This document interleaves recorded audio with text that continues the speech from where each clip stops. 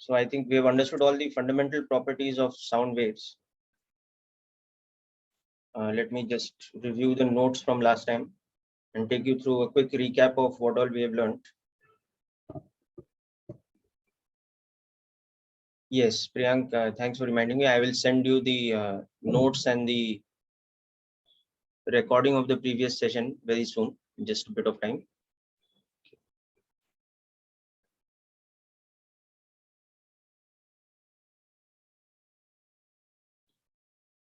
So let me just review the notes. Yeah, we have not started sound waves. Sorry, we have to start sound waves. Yes. Yes, sir. So we're discussing about reflection on boundaries. Okay, and we saw the concept of reflection from a rigid surface and reflection from a flexible surface or a flexible boundary. And then we had reached the point where we were discussing about superposition of waves or interference. Yes. Yes, superposition was started. Yes. Right. So we just had a brief discussion about superposition, not anything in particular yet. Okay, so let's begin from that point.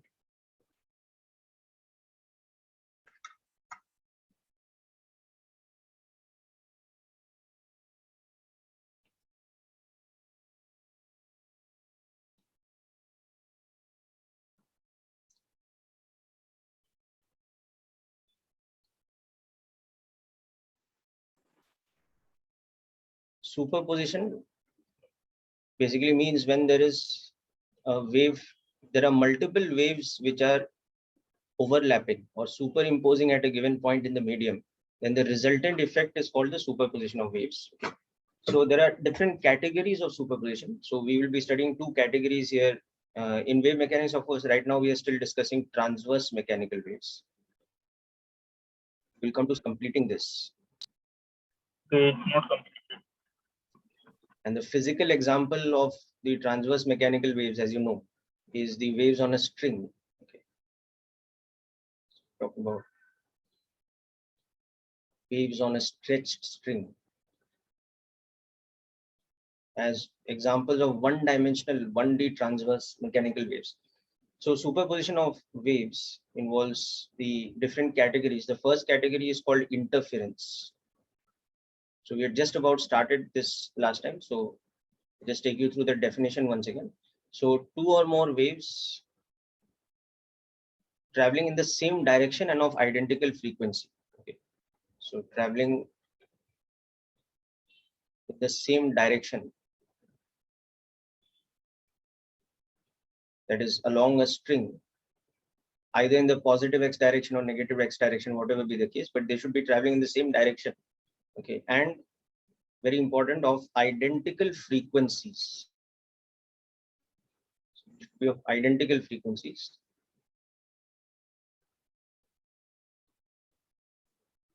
Overlap or superimpose to produce the effect which is called interference.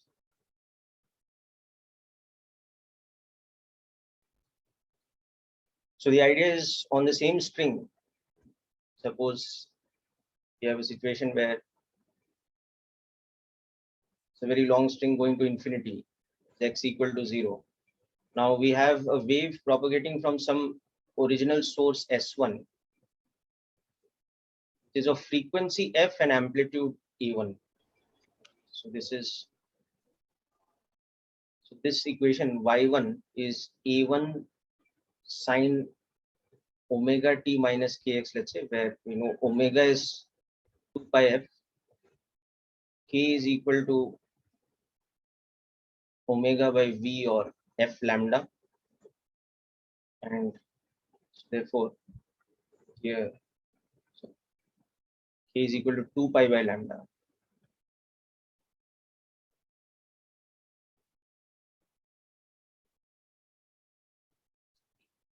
So lambda here becomes v by f, or 1 upon f square root t by mu, because the wave speed is t by mu. So this is the first transverse wave coming from some source S1.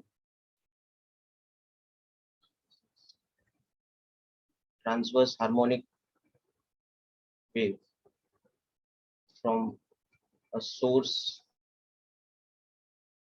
has amplitude equal to A1 and frequency equal to F. Now let's say in the same thing, there is a second wave which is propagating. The second wave might have a different amplitude, but because it's propagating in the same string, it will have the same speed. And the second wave is also coming from another source which has the same frequency, F. So Y2 is equal to A2 sine, same frequency, so same omega, so same K, but it might have some phase difference, so fine. Okay. So this is the wave, same type of wave from another source, S2, which is of amplitude A2, but frequency F, same frequency. Okay. So these two sources have same frequency. Okay. Therefore, waves are of identical omega k v and traveling in same direction.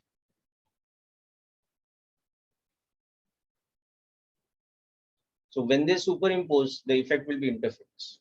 Okay. So now at any general point P like this over here, at any point P at x equal to x, the net as a function of time is going to be the superposition of y1 and y2.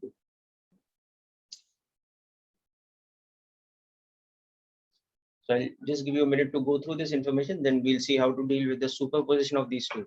So the net displacement y at a point will become y1 plus y2. And then we'll apply the mathematics to it just like we've done for superposition of SHLs. And we will see that we'll get that phasor some kind of situation for the addition of the amplitudes.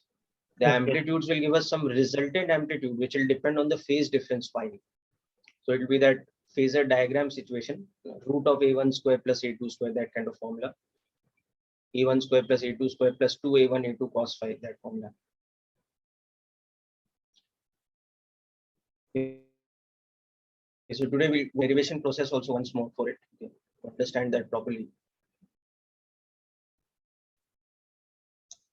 So these sources are of same frequencies but different amplitudes, okay, and also importantly, phi is the phase difference. Now, why there's a phase difference we'll discuss. When I discuss a numerical example, I'll show you where the phase difference comes from. Okay. Can come because of a number of reasons, like the two sources may be located at different points on the string. So there is some path difference. So because of that, a phase difference, or the two sources might have been started at different times or with different phases because they are simple harmonic oscillators. So it's not necessary that they are oscillating in phase. There could be some delay between the two of them, or there could be some phase difference between the two of them for whatever reason. And that could also create a phase difference between the waves. So we'll discuss about those. Okay.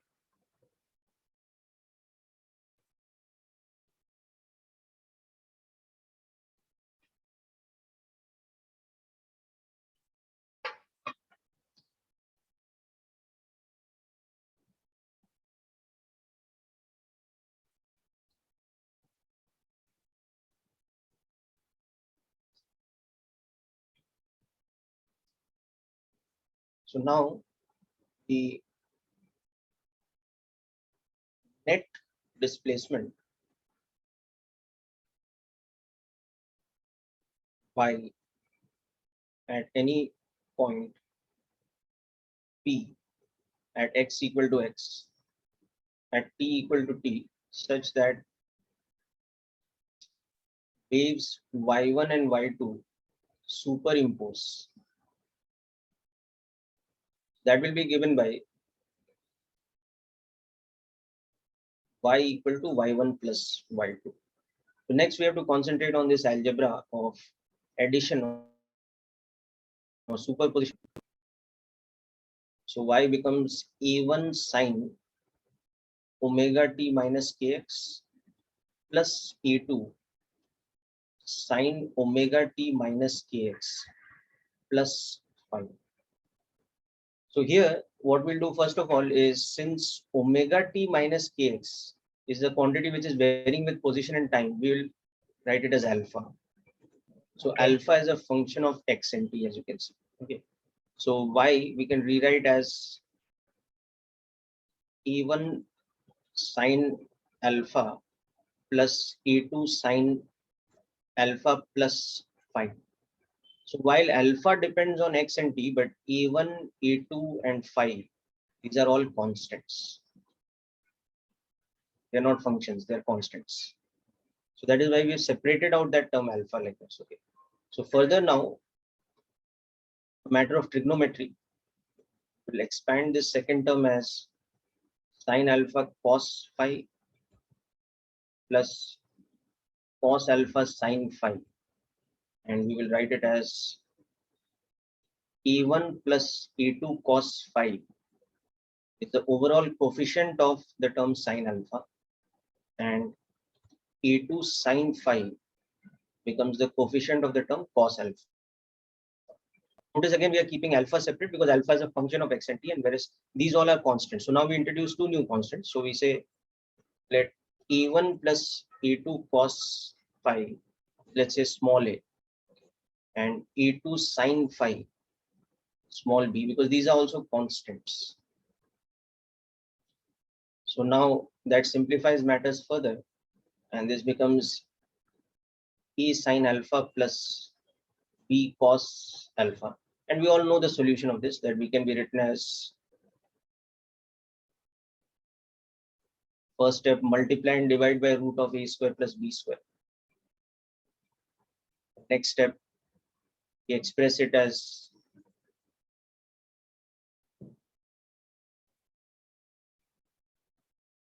kind of a term, E upon root A square plus B square sine alpha plus B upon root A square plus B square cos alpha.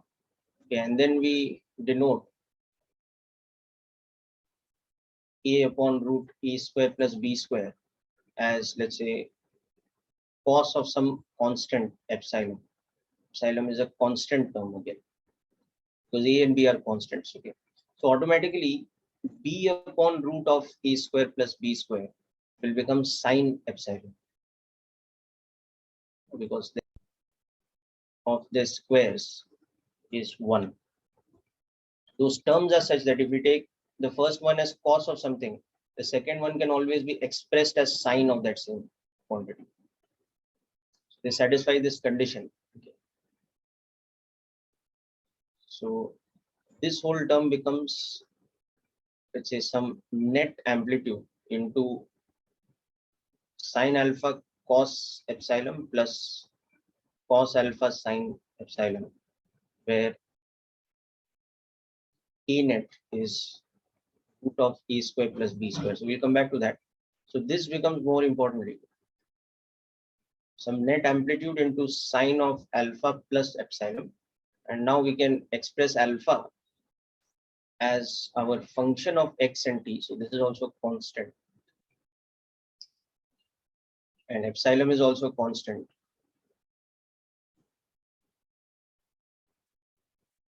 This becomes our resultant wave equation. So the resultant displacement at a point happens with the same frequency, and the resultant wave shape has the same wavelength, but its amplitude becomes a function of A1, A2, and phi. So here,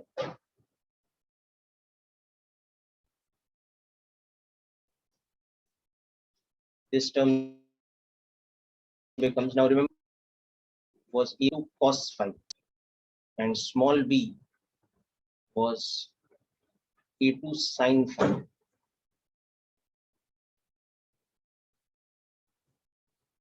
So if you've recently revised your superposition of SHMs, you'll remember this.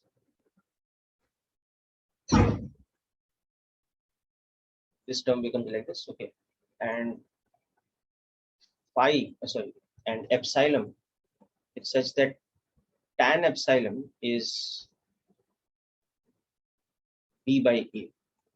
So epsilon is tan inverse B, which is A2 sin phi divided by E, which is E1 plus E2 cos phi. So these are the two other important terms here. And hence, this whole formula can be represented as a geometrical shortcut as this, represented like a phasor addition of the two amplitudes A1 and A2, where phi is the phase difference between them.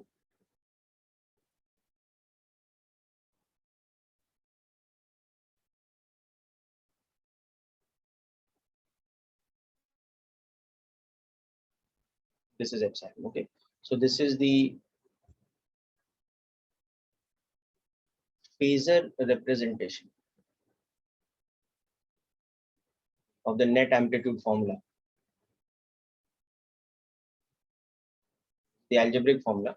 So what this also tells us that the interference, you already seen the definition of interference of the waves y1 and y2, okay, creates a resultant waveform of amplitude equal to A net, omega equal to 2 pi f, k equal to omega by v or 2 pi by lambda. That's the phasor diagram, right? This is the result. Okay. So lengthy derivation here algebraically, but as I said, it's a repetition of what we've done in superposition of SHM. So most of the steps should be very familiar with you. Anyhow, I will leave you with the steps to go through it carefully. Please understand That's each the and phasor every diagram, step right? carefully and let me know if there's any doubt. We'll discuss those points again. Sir,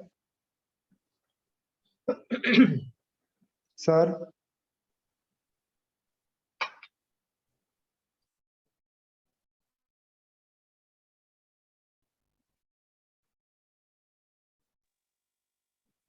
sir.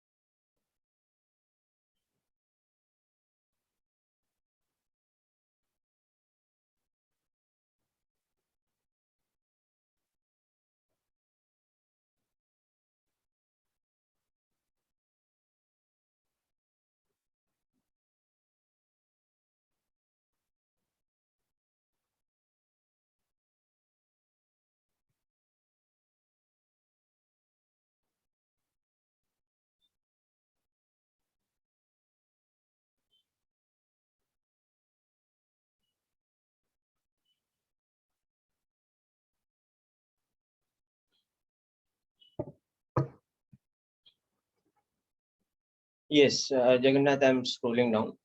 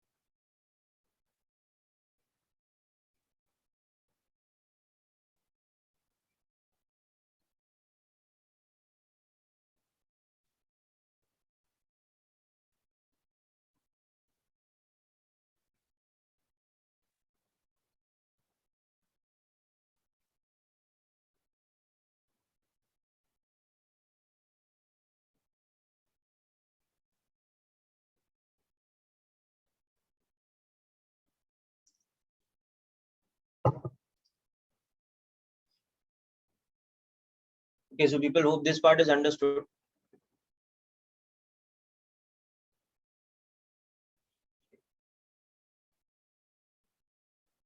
Now, few special cases to keep in mind over here.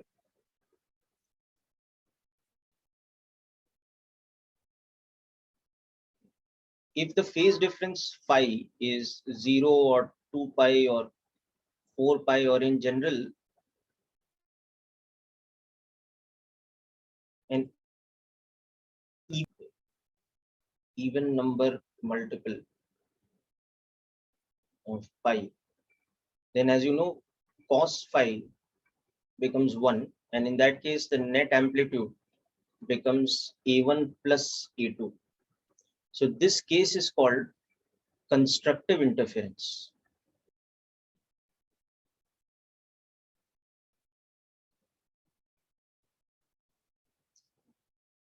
This is a condition for constructive interference. This becomes the condition for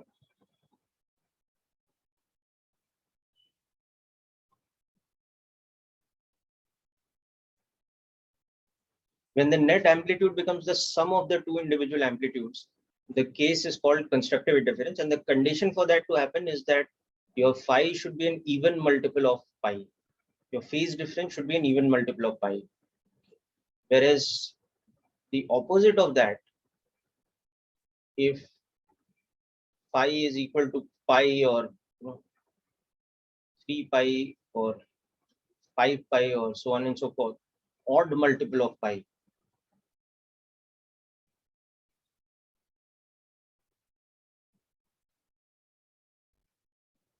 then this gives us what is called the condition for destructive interference.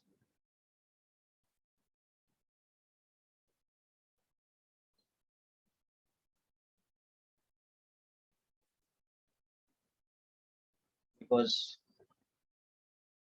cos phi becomes -1. So the net amplitude becomes modulus of A1 minus A2. Square root of A1 minus A2 whole square, that's mod of A1 minus A2. So this is the destructive interference situation.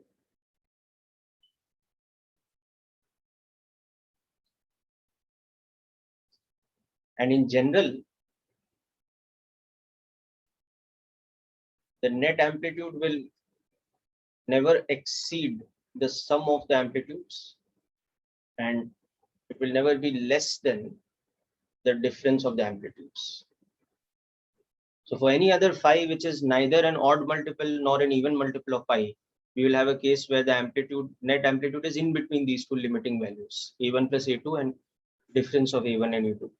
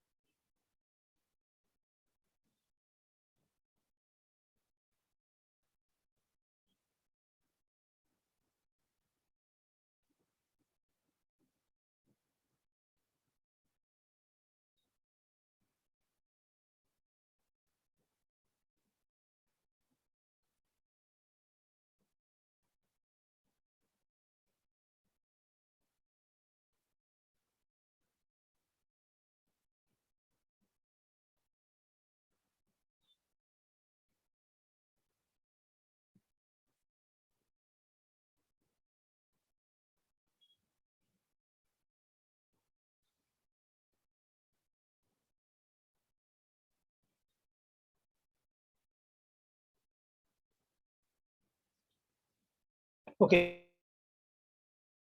So now let's set a very typical situation. So for example, we can have a very basic question like this in interference, that two waves of amplitudes, let's say 1.2 millimeters and 1.6 millimeters with a phase difference, okay, and identical frequencies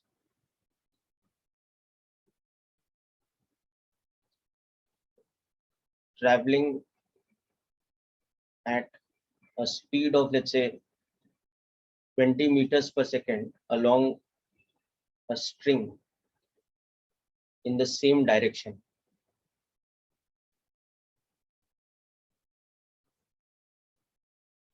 With a phase difference of 3 pi by 2, superimpose. So find the net amplitude omega k lambda and v for the resultant superposition effect. So this is one basic level of question. Just try to work this out. We'll discuss.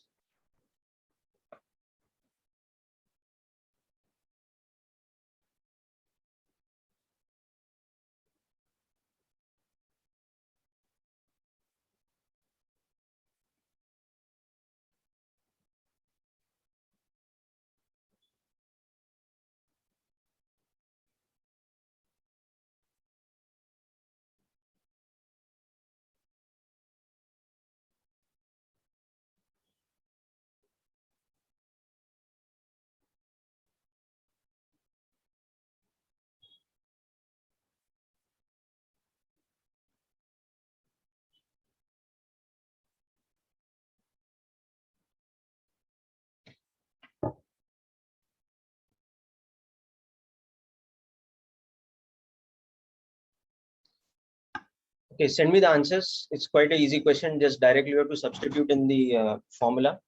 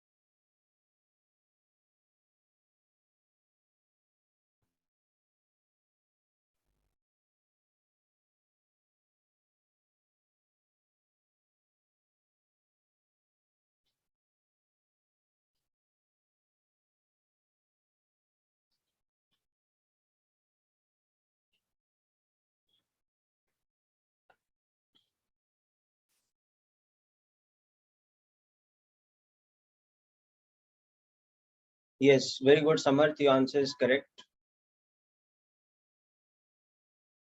Viraj, your answer is correct. Okay. So we can see from this information, okay, that omega for both of them is 2 pi f, so 200 pi radians per second. That will be the omega for the resultant wave also. Okay. And B is equal to 20 meters per second, so lambda will become 20 by 100. So lambda will be 20 centimeters. F is 100 hertz. So omega is 200 pi. K will be pi by 10 radians per centimeter. Or we can write this as 10 pi radian also. Okay. So now the net amplitude will be given by this formula. Or we can draw a phasor diagram to understand that also.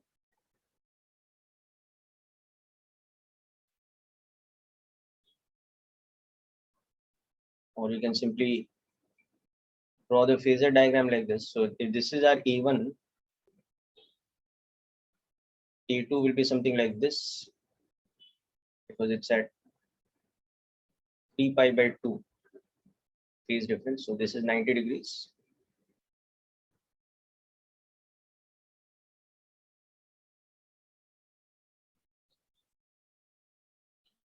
So our net amplitude will be like this.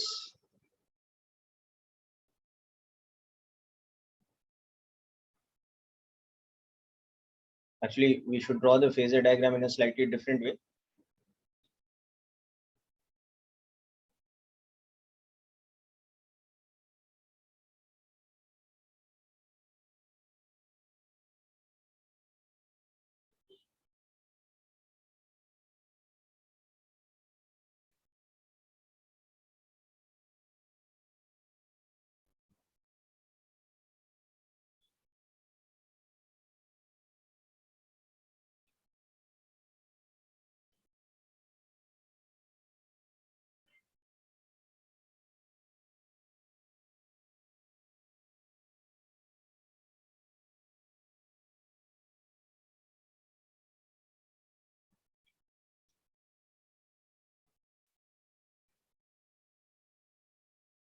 Yeah. So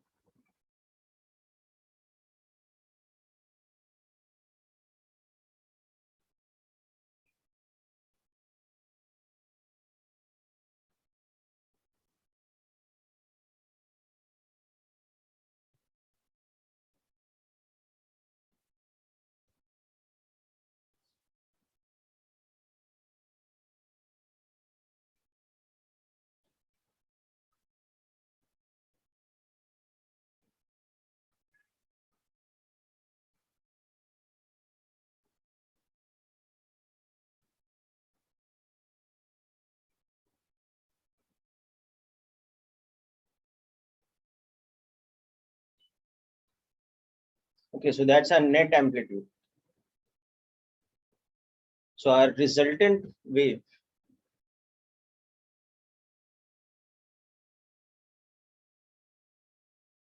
difference will have net amplitude of 2.0 mm, omega of 200 pi radians per second, because the frequency will be 100 hertz, and K of pi by 10 radians per centimeter, because the wavelength will be 20 centimeters, and wave speed equal to 20 meters per second.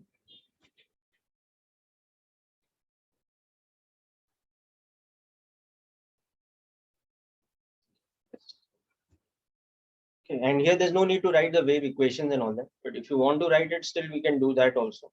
So we can see that if we represent y1 as 1.2 sine omega t minus kx, and y2 as 1.6 sine omega t minus kx plus 3 pi by 2, then this y net will become 2.0 sine omega t minus kx plus some phase constant like this.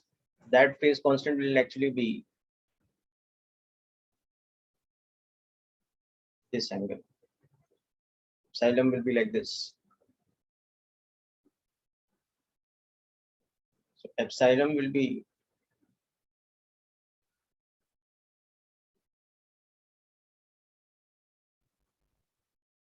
tan inverse of minus 1.6 upon 1.2 in third quadrant.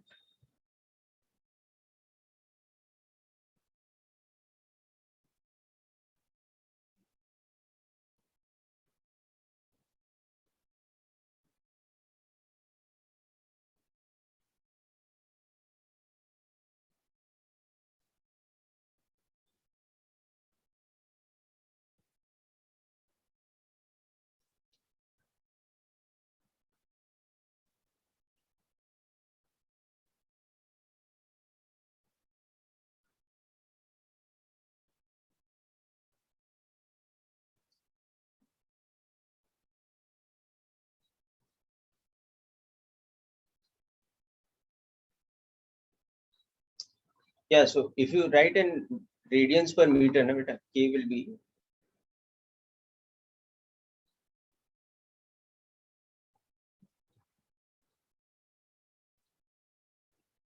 or K is equal to omega by V.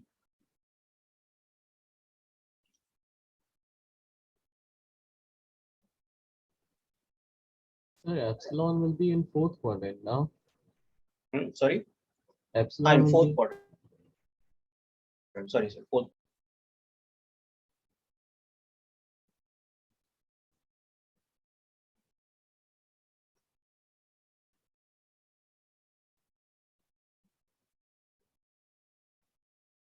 So it is 10 pi in radians per meter, which is the same thing as pi by 10 in radians per centimeter. It's a matter of the unit.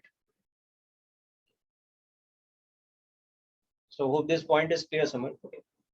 We can express it as pi by 10 in radians per centimeter or 10 pi in radians per meter. Okay, so that is one basic thing. Now let's understand the phase difference phi. Okay, how it comes. Phase difference phi. Okay. So it can be as a result of something called path difference.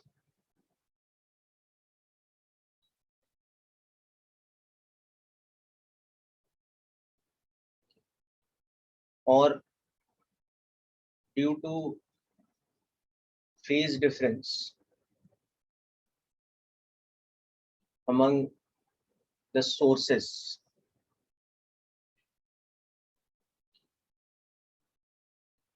S1 and S2, okay, or a cost.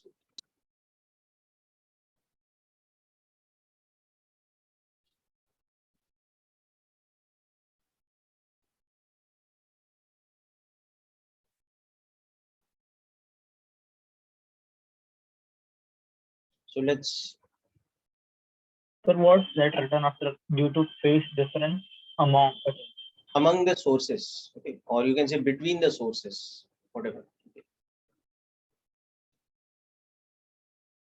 So it can be because of this reason or the second reason or a combination of the two. So let's understand with an example. Okay. So suppose we have a situation like this, that this is an infinitely long string extending to infinity. Now at x equal to 0, I have one source S1, and at x equal to some distance d, I have some other source S2. And both of these will create these, both of them are simple harmonic oscillators along my y-axis. So look, suppose I have this situation where the string has a tension of say 20 newtons, and a linear mass density of, let us say, 0.5 gram per centimeter. And S1 and S2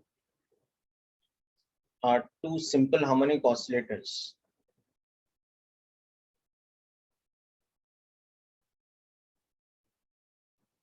Of amplitudes, let's take a simple case where both of them are same. Frequency equal to 100 hertz, and both started in phase simultaneously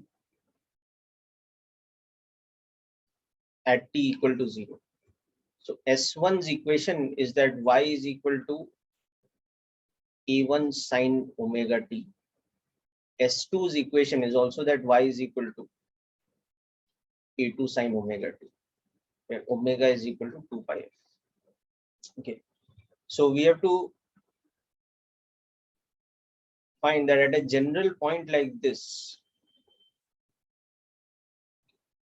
so at any point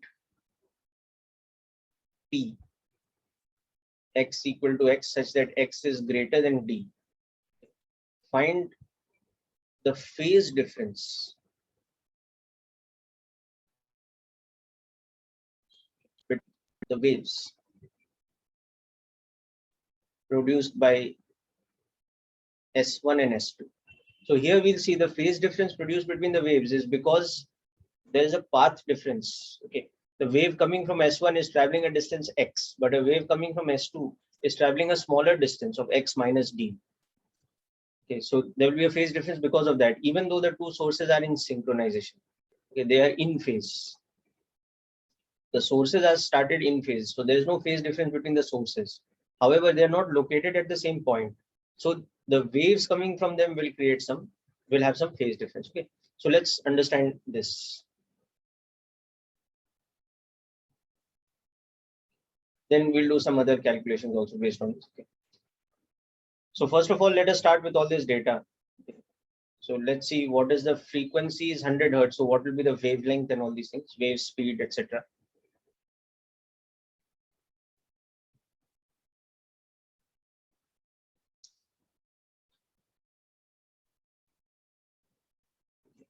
So what we can understand here is that at the point P, the wave from the source S1 will create a disturbance of something like this, because it's traveling a distance x. But the wave from S2, it will have an equation A2 sine omega t minus k into x minus t, because this wave travels from x equal to d to x equal to x, whereas this travels from x equal to 0 to x equal to x. Okay, so now from this you can clearly understand how the phase difference is getting created.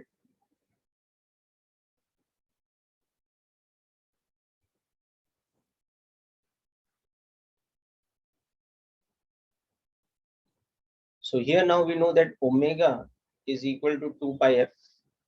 So it's again 200 pi. But we need to calculate the value of k.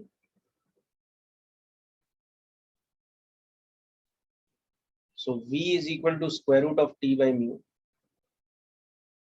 So that is square root of 20 divided by, this will become 5 into 10 raised to power minus 2. When we convert this to kilogram per meter, it will become like this. Okay, so you can see that the wave speed is how much it is, square root of 400, so 20 meters per second. So lambda is 20 centimeters or 0.2 meters. So k is again 10 pi radians per meter, or pi by 10 radians per centimeter. So now comparing the two equations, you can see that you can write y2 as a2 sine omega t minus kx plus phi, where phi is equal to kd. So it is 10 pi d in radians, where d should be expressed in meters, just like this. Okay. Now next thing we'll do here for this calculation, so note this down first of all, and then start on the second part. Okay, we will find the net amplitude if d is equal to, let's say d is how much is the wavelength? It is 20 centimeters. So suppose d is 20 by 3 or 6.67 centimeters. The next we will take d as something very simple, 1/4 of that, 5 centimeters. Next we'll take d as 10 centimeters, and next we'll take the distance as 20 centimeters. So in each of the cases, you have to find the net amplitude at the point P, at any sort of general point P, if the numerical values of d are so much, okay, in centimeters. So I worked out the first part for you, and from that you have understood that basically what is happening here is that the waves coming from S1 and S2 have a path difference, and that path difference is creating the phase difference. So this phase difference that we are getting of kd or 10 pi into d, okay, this is as a result of the path difference. Okay.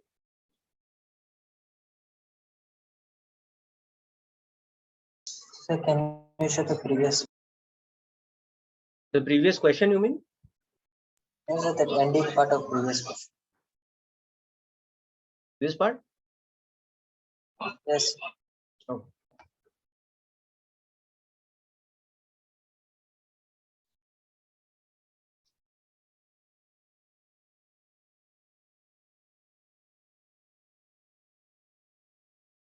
Done, sir.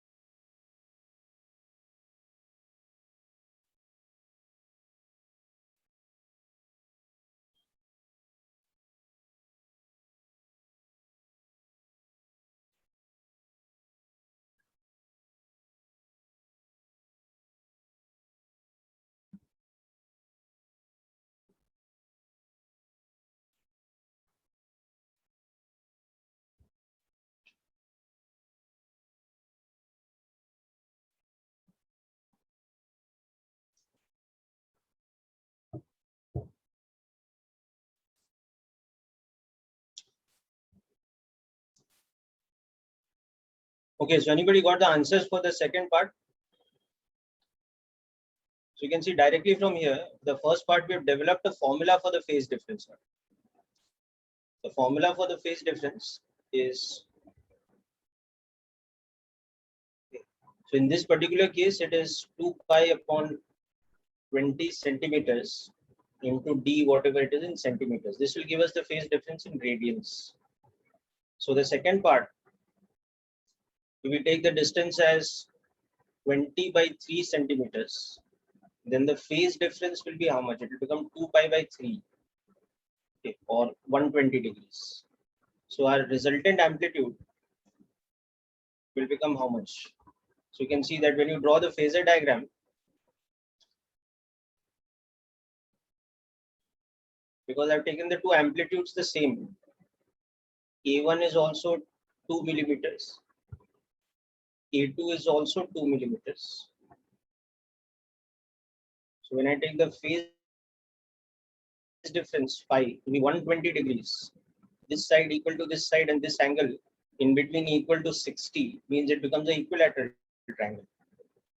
Yes, So our resultant amplitude 2 centimeters. becomes also 2 millimeters, okay, which you can of course get from the formula also, but totally unnecessary because the phasor diagram gives you a very fast track method of doing this.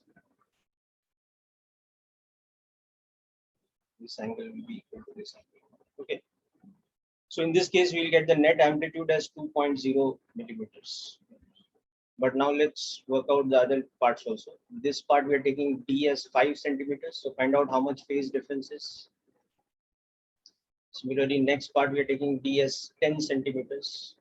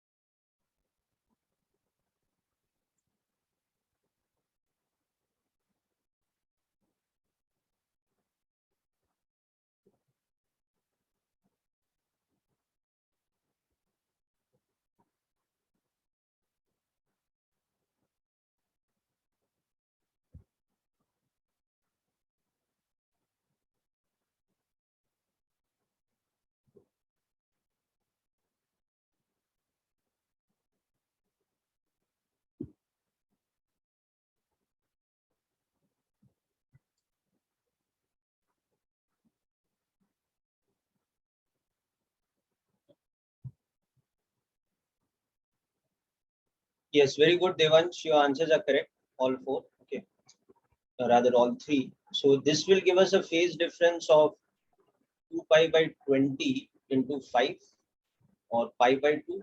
So this is the case where our phasor diagram will look like this. Now it will look like an isosceles right angle triangle. So the net amplitude, as you have correctly shown, will be 2 root 2 millimeters or approximately 2.8 millimeters. Okay. And the next will be pi. So this is a destructive interference case. So in this particular case, our net amplitude will become 0 because A1 was equal to A2. And our last part, D being 20 centimeters. So D is basically lambda. So phase difference becomes 2 pi. So this is the case of constructive interference. So our A net will become 4 millimeters in this case.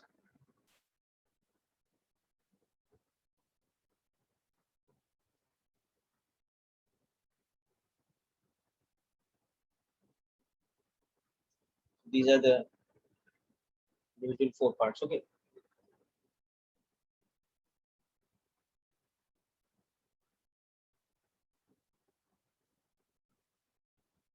Okay, now supposing we had another case in the same kind of situation.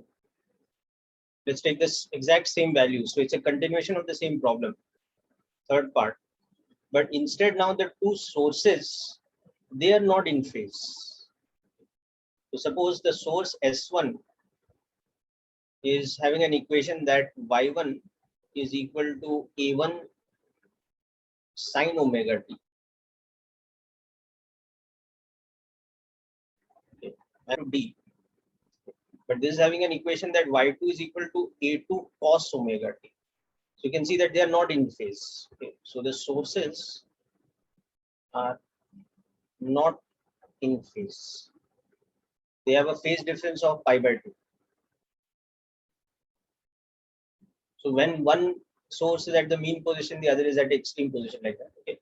And again, same thing. We'll take frequency is 100 hertz for both. Okay. And lambda is equal to 20 centimeters.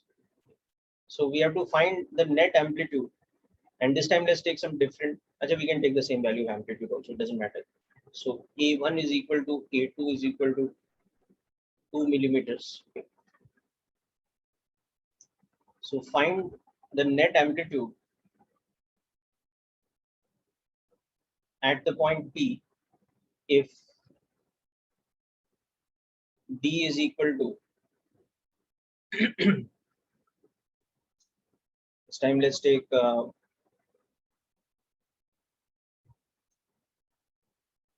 80 by 3 centimeters. Then let's take 45 centimeters. And let's take. So let's see what kind of phase difference we get over here.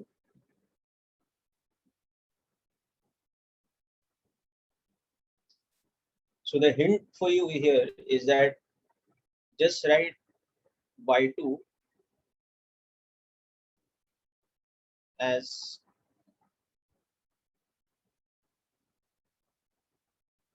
this, okay, and then proceed.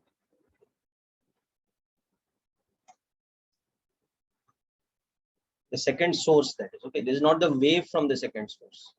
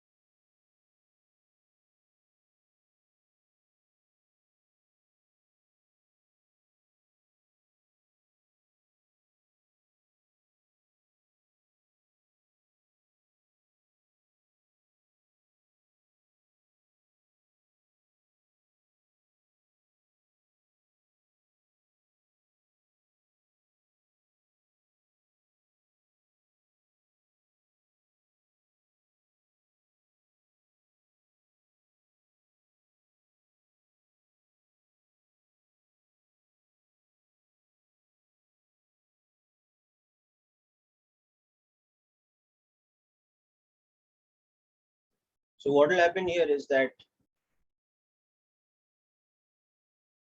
at any point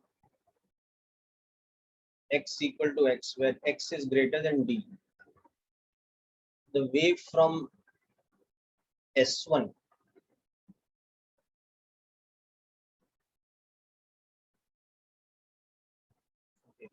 but the wave from S2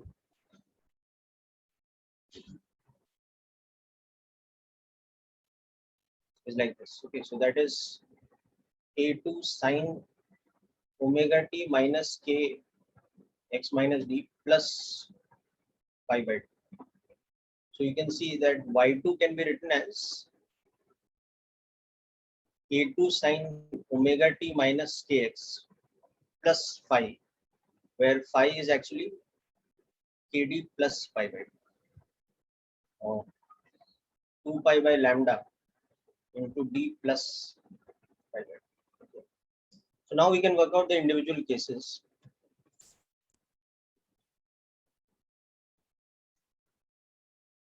Now we can also use the formula that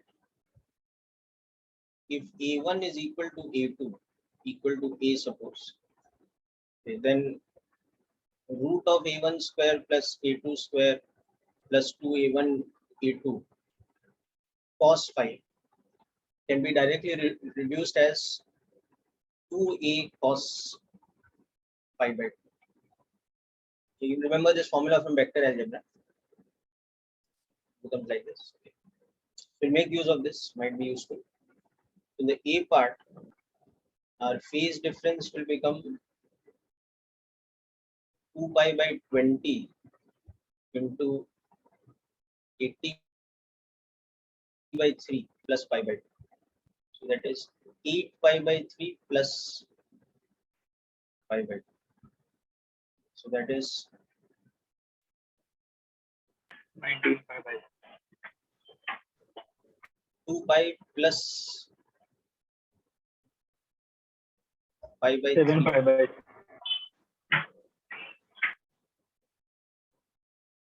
plus 2 pi by 3.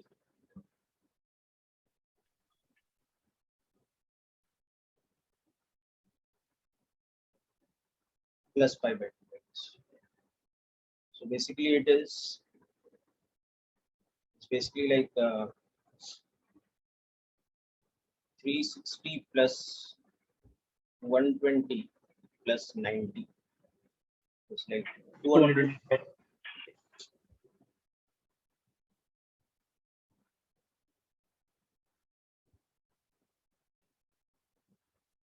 7 pi by 6.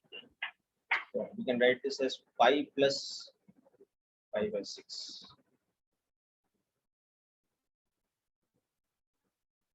Yes, sir. This is the phase. Okay. So 5 by 2 is pi by 2 plus pi by 12. Okay. And cos pi by 2 will therefore become minus sine pi by 12 or minus sine 15 degrees. So our net amplitude will become 2 into 2.0 millimeters into minus sine 15 degrees. And minus sine 15 also we can write like this, that cos 30 is equal to 1 minus 2 sine square 15. Sine 15 is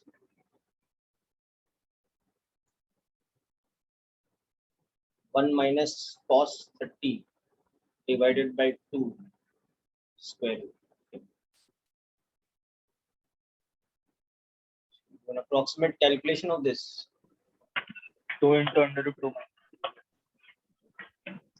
If you take sine cos 30 as root 3 by 2 and root 3 as 1.73, so like that you do a basic type of calculation, you will get sine 15 degrees as about 0.26, something like that, close to 1 by 4. So this will become close to 1 millimeter actually. 1.04 millimeters. This will be the net amplitude. Similarly, as second case, we have taken distance d as 45 centimeters.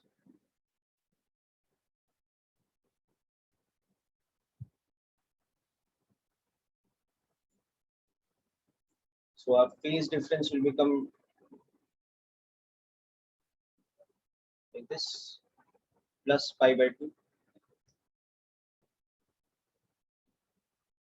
So 9 by 2 pi plus pi by 2. It's 5 pi.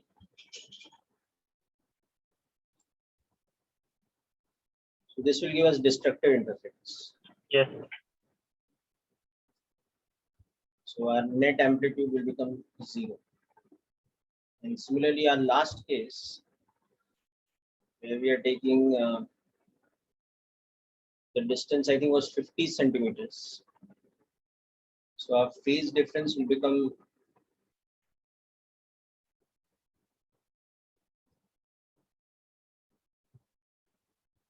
so this will become 5 pi plus pi by 2.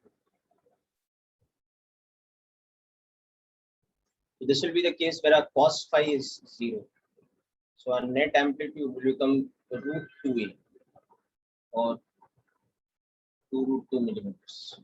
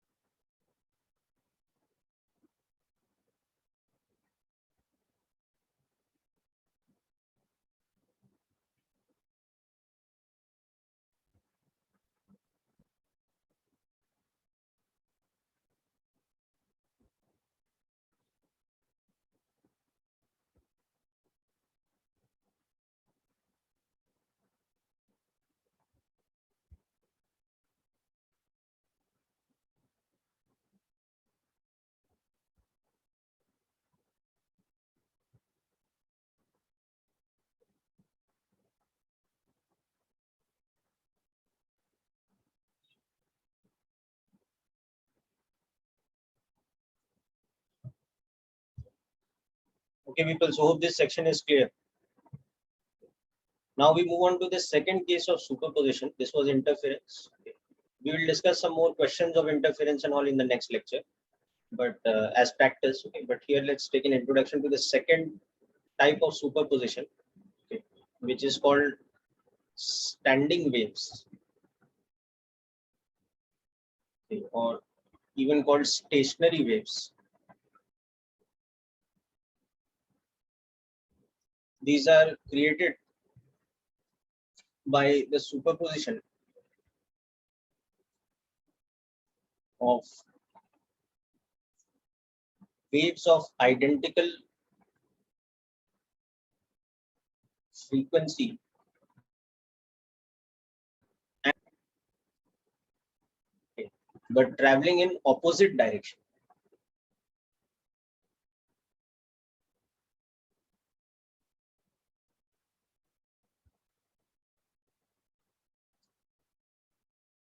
On a string. They should have identical frequency and amplitude, but they should be traveling in opposite direction. This is very important.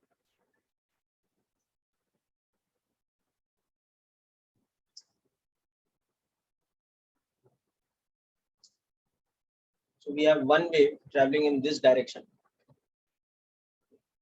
and another wave traveling in the opposite direction.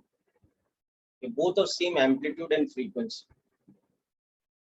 So at any general point x equal to x, their superposition will result in a different type of wave pattern. Yes, this is the second type of superposition, which is called standing waves, or which results in formation of standing waves or stationary waves. And in this chapter, we'll be studying only these two types of superposition. Later in sound, we will study one more type of superposition, but in this chapter, these two types of superposition. Okay. So this is the second and final case of superposition. Okay. So y1 is suppose E sine omega t minus kx, and y2 same frequency but traveling in the opposite direction and can have any phase relationship phi. Okay. Then the superposition of y1 and y2 at any point p results in, implies that the net displacement is y1 plus y2.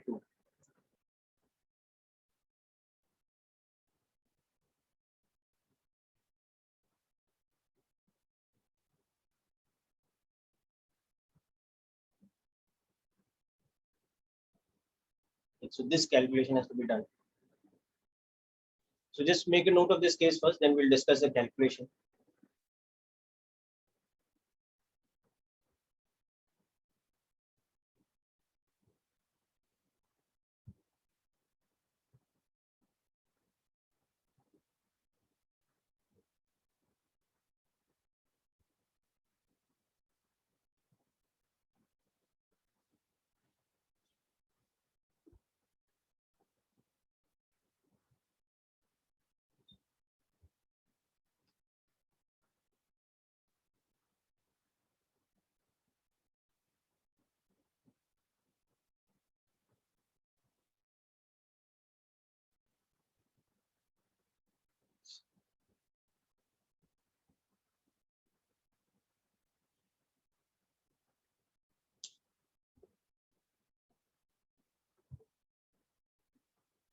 Okay, now suppose we take here a special case where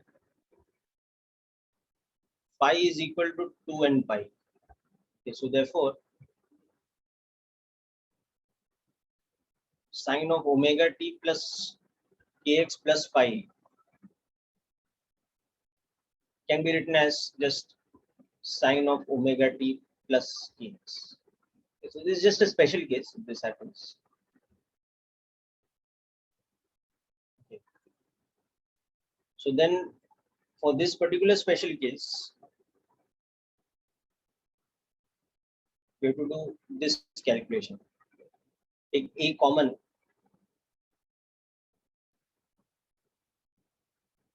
and use the sine a plus sine b formula. So that will become 2 sine A plus B by 2 cos B minus A by 2.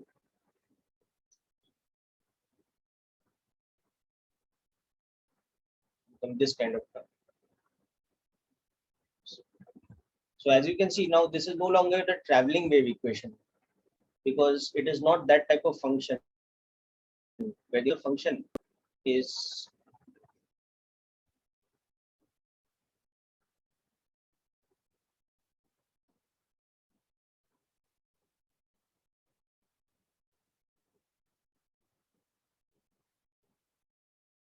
so first thing you notice here that the above equation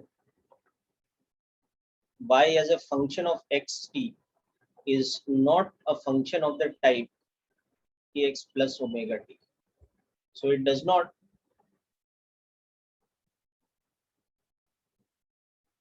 represent a traveling wave. In fact, what it represents is called a standing wave, and we'll understand why that is the case.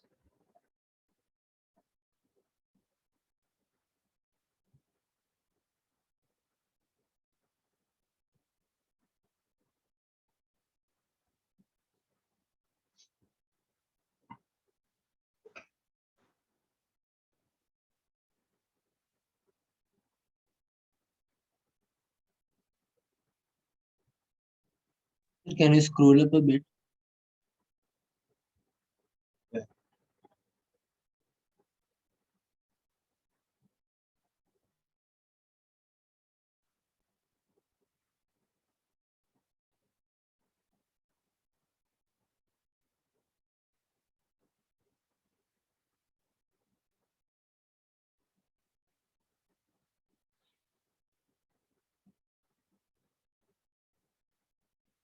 Yes, sir, done.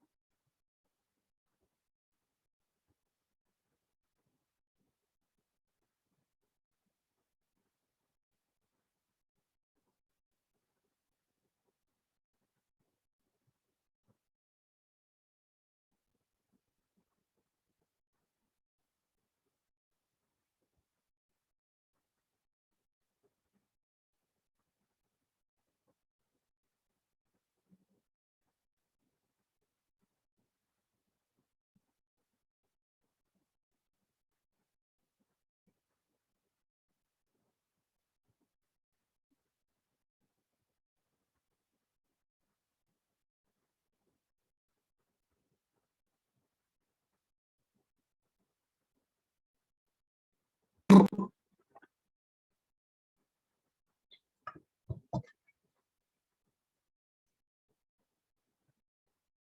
so now what we can understand about this particular wave is that if we were to just understand the snapshot pictures, okay, so here omega is equal to 2 pi f, that is 2 pi upon time period. So for example, at t equal to 0, the snapshot looks like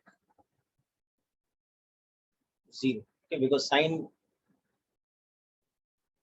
omega t will become sine 0, becomes 0. Okay. But for example, at t equal to, let's say, sixth of the time period, the snapshot will become like this. It will become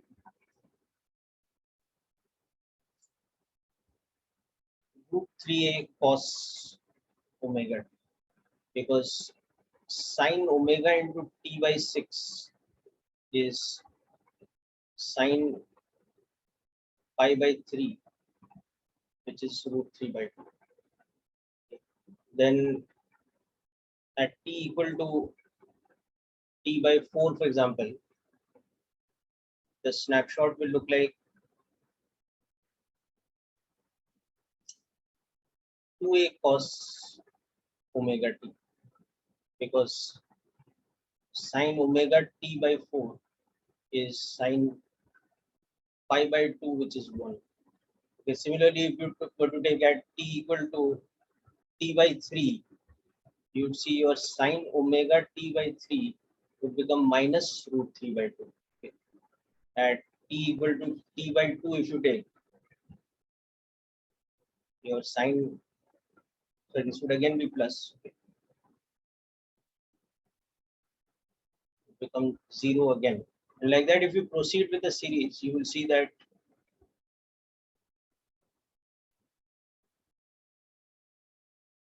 your medium at various different times looks like this.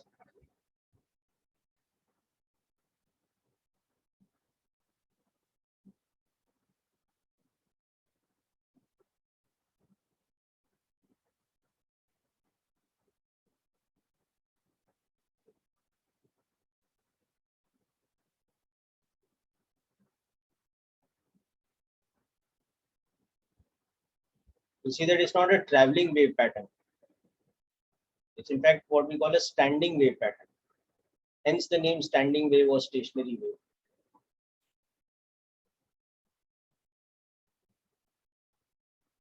For some time become like this.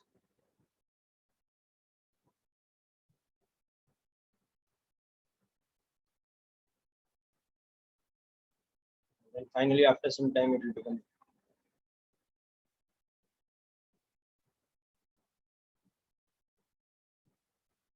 like this.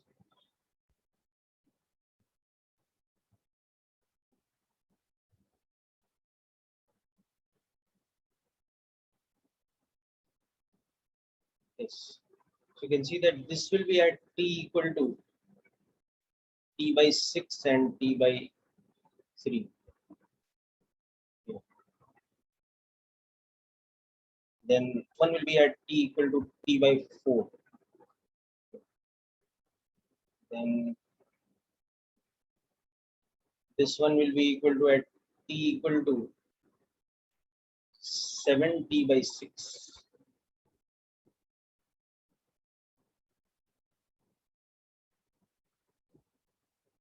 Like this one will become at t equal to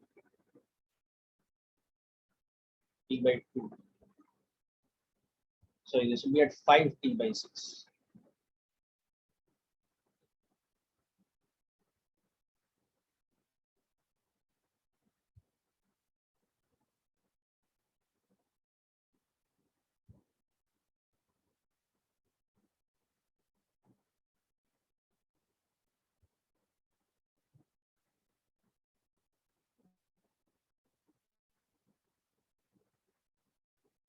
This is at 5t by 6.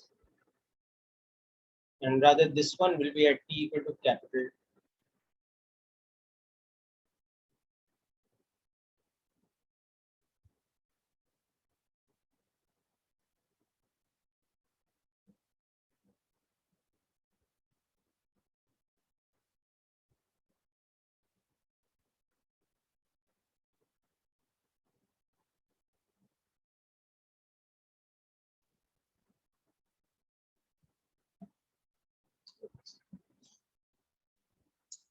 So you'll see that this equation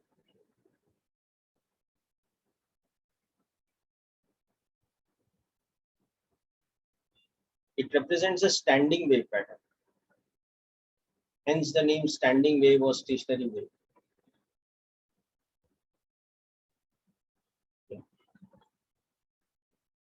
And it represents such that at any point the amplitude of oscillation is this one. Oh, sorry, it was the other way around.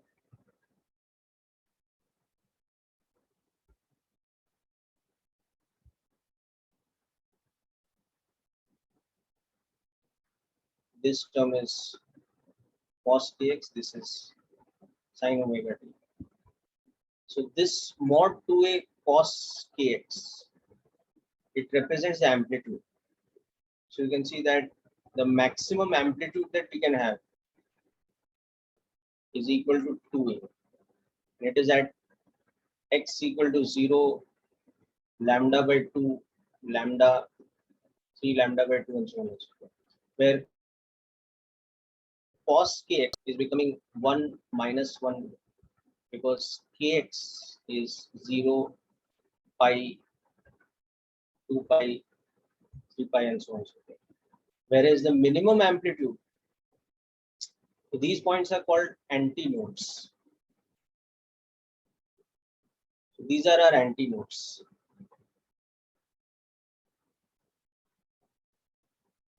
These are all points where x is 0, lambda by 2, lambda, 3 lambda by 2, 2 lambda, so on and so forth. Whereas the minimum amplitude is equal to 0. Okay.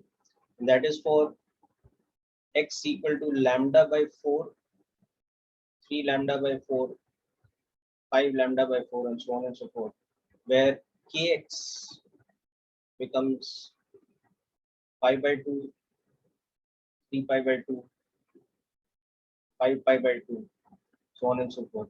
So cos kx becomes 0 for all these points.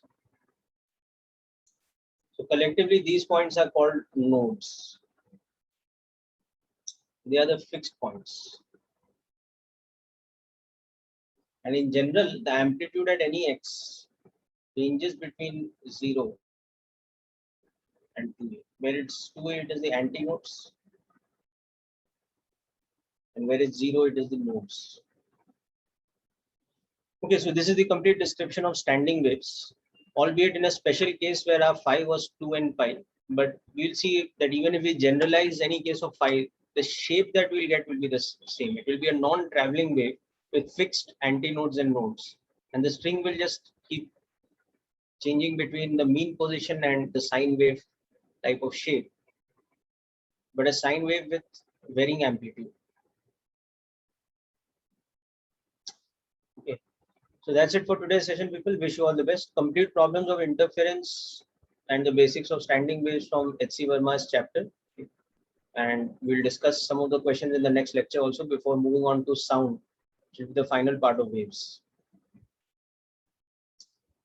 Thank Have you, a sir. nice day. That's it for today's session, people. Thank you. Thank you. Thank you, sir. Bye. Bye. Bye, sir. Thank you, sir.